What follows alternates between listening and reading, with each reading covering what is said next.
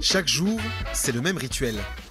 Kevin et son employé Kylian déballent leurs chapiteaux de propriété en propriété. Leur métier ? Mécanicien. Il a fait de la sortir, t'as vu comment ça pleuvoir.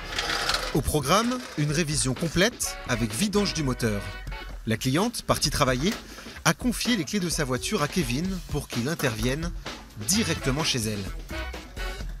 Il y a un peu de tout comme client. Il y a des gens qui travaillent, donc des fois j'interviens à leur boulot, dans les vignes, peu importe, hein, où est le véhicule, pour éviter qu'ils perdent une journée de travail ou une demi-journée. Et les personnes qui sont en panne aussi, pour éviter d'avoir à appeler le dépanneur et payer déjà juste un dépannage juste pour qu'on vienne chercher le véhicule. Mécanicien itinérant, une situation originale, mais qui ne confère aucun statut juridique particulier. Aux yeux de la loi, Kevin reste un garagiste classique. À son compte depuis 4 ans, il l'assure, pour les clients, les tarifs sont plus avantageux, car les frais, moins importants pour le professionnel. Il y a beaucoup moins de frais, l'entretien des locaux, l'électricité, l'eau, l'assurance des bâtiments n'est pas du tout la même que juste un véhicule et une caisse à outils dedans, quoi. C'était un peu compliqué au début à trouver la clientèle, parce que du coup les gens pensent que mécanique à domicile, on n'est pas forcément un bon mécanicien. Voilà, après à force de me faire connaître, le bouche à oreille a plutôt bien fonctionné. Berry-au-Bac, 8h du matin.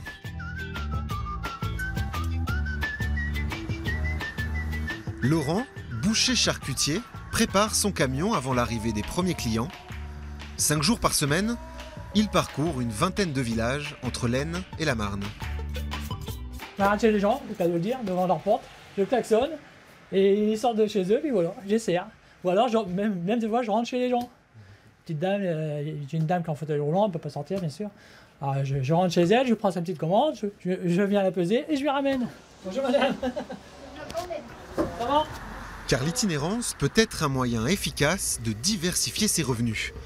Disposant d'une boutique à Reims depuis 1973, l'employeur de Laurent a acheté ce camion en septembre dernier.